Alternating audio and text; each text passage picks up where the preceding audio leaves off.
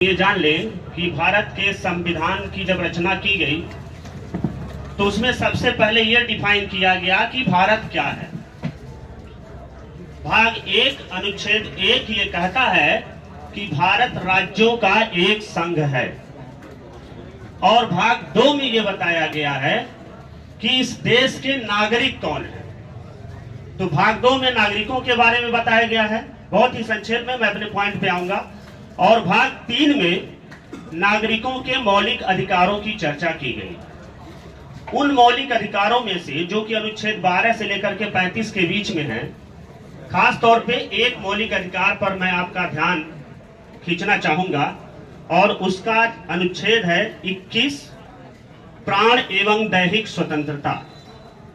क्योंकि प्रत्येक नागरिक को जीवन जीने का अधिकार होना चाहिए, क्योंकि अगर नागरिक को जीने का अधिकार नहीं होगा तो किसी भी राष्ट्र, किसी भी देश का कोई औचित्य नहीं बनता है।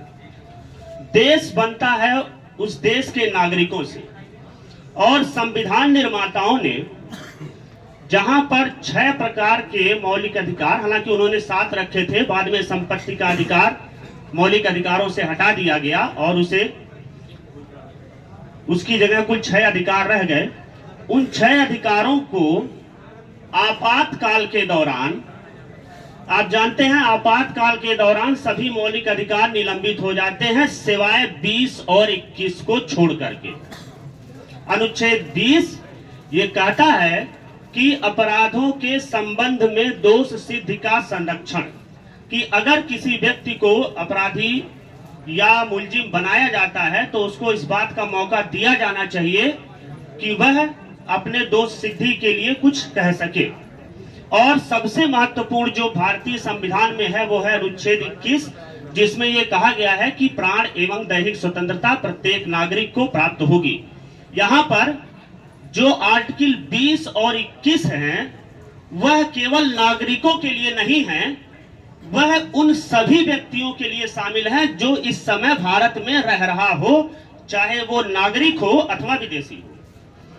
विदेशियों को भी यह अधिकार दिया गया होगा और दिया गया है। समय समय पर इसकी व्याख्या होती रही है। कल 26 नवंबर था और दुर्भाग्य से 26 नवंबर 2008 को ही मुंबई में एक हमला किया गया था, जिसमें एक आतंकवादी को पकड़ा गया था, आमिर अजमल कसाब को।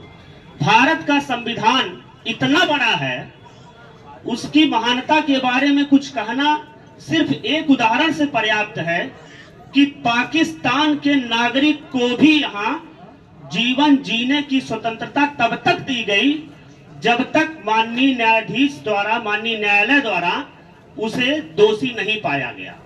अनुच्छेद 21 में केवल यह शामिल नहीं है कि आपको जीवन जीने का अधिकार है। जीवन जीने के अधिकार में स्वच्छ हवा का अधिकार, जल का अधिकार, निजता का अधिकार, सोने का अधिकार, स्वास्थ्य का अधिकार, यह सभी अधिकार शामिल हैं और यह सभी मूलभूत अधिकार हैं।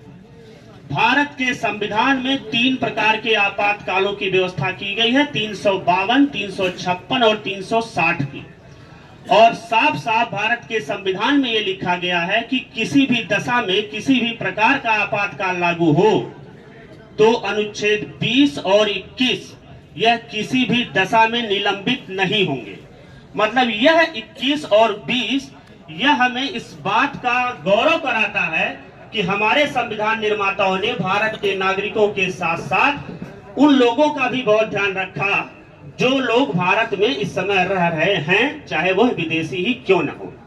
तो भारत के संविधान के बारे में सिर्फ एक अनुच्छेद 21 जो हमें जीवन जीने की स्वतंत्रता देता है, वह इतना कहना पर्याप्त है कि भारत का संविधान कितना महान है। इसी के साथ मैं अपनी वाणी को विराम देता हूं। आप सभी का बहुत बहुत धन्यवाद।